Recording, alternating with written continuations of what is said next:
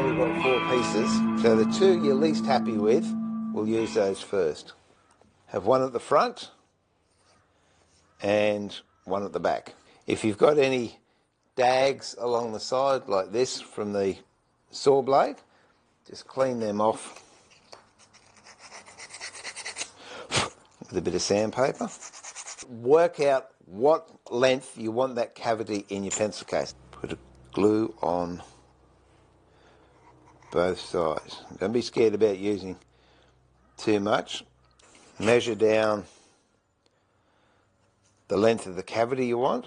Now, if you're a couple of mil out when you put it in, it really doesn't make much difference, because I would prefer to keep these inside walls clear of glue. Make sure they're nice and flat. If they're flat at the top, they're going to be flat at the bottom because they're all the same. And then pop it in a vise or a clamp. Whatever gap you've had here, make sure this gap is 50 mil longer. So if you've got 220 there, make sure these are 270 apart. If you've got 240 on that one, make sure this one is 290 apart. And making sure that it's nice and flat. And then just leave them in there until they're dry. Don't rush it. If it takes an hour, it takes an hour. If it takes 3 hours, it takes 3 hours. These points are primary. I can't emphasise that enough. So we'll leave those, and when they're dry, we'll take them out, and then we'll actually make the template. So this, if you like, is a template for the template, and I'll explain why I prefer doing it this way rather than using these straight as a template. Okay, it's been just over an hour now, and these should be set. Should feels it. And again, I can't stress enough, make sure these are precise and perfect. Rub your fingers over to make sure they're perfectly smooth, and the radius where it comes round, there's no lumps or bumps. Now, if there is, as there is in a couple of these, piece of sandpaper, don't rush this, just take your time. Get a piece of dowel or even a piece of old candle would do, and then you can wrap your sandpaper around that, and that'll give you a nice round surface. And you've just got to make this transition from this curve to this straight bit to be as smooth as possible. Now, once you get into this stage, work out how thick you want the walls to be on the side of your pencil case. These walls here are about 11 mil. So with a ruler, mark from the inside edge here out 11 mil or 10 mil or whatever thickness you choose. Put a mark, then with your marking gauge, put it in the mark and set that mark. Now score down one edge. Now go over to the table saw or band saw. Set the fence up so it will cut along that line and do all 4 lines. That way you should still end up with perfectly straight parallel template.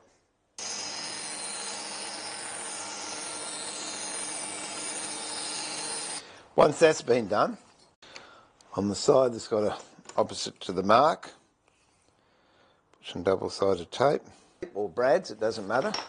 Now line up these centre lines with the centre line on this board that we marked earlier and push it down. So these line up with this line. This has got a bit of overhang here, this has got a bit of overhang here. I just pop these in the vise, give them a little bit of a nip up. That helps that double-sided tape connect a lot better. And do the same to the other one. That's what it should look like now. Back over to the drill press.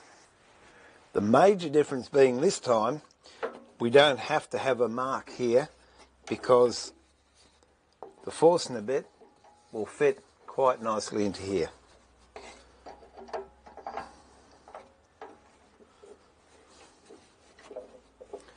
Start it up.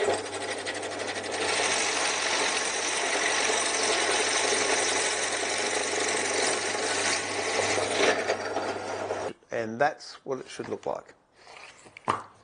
So now we've got to take that waste out of the middle here. You could use a coping saw. You could use a keyhole saw. Personally, I'm going to use a jigsaw because it's a lot quicker. And I'm going to do that by just putting it in the vise and using these fences here as the rest for the saw.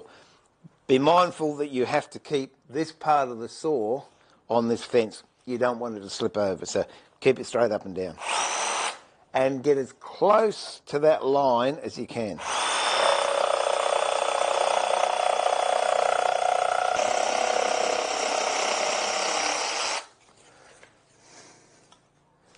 Now that's where this router bit comes in. We'll go over to the router table, set it up, and this bearing at the top will ride on the inside of the template.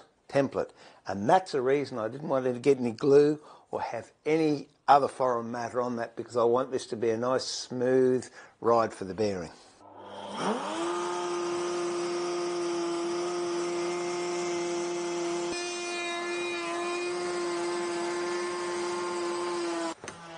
And there we have it, a very nice smooth cut all the way around. And yes, I'm happy to report Promec router bits are really good. So thanks for all the people at Promec. Love that product, that's a good one. Now we take these templates off, and these now are the full templates for the pencil cases. Now, you can use these by all means, but the reason I don't like using them is because it's 4 different pieces of timber and it can break. And if it breaks, you won't get it lined up perfectly again. It's also good to have these as spares, just in case any of these go out of square. You can go back to the original and make another set. Or if you're thinking of making a lot of these pencil cases, while you're making one set of templates, why not make 2 sets? And then stack these somewhere or other in your shop, and you know you've got a set that you can use later on. And that's it. That's 2 of the templates. We've still got 1 bit of ply left, and that's a template for the top, but we don't do that until much further down the track. With the block that was dressed and cut to size earlier, now we have the makings of a pencil case. And in the next video, I'll show you how to prepare this block and also use these templates to start cutting the shapes out. So until we meet again, this is Steve pulling the shed door down on part 1 of a 3-part project of making the sliding lid pencil case.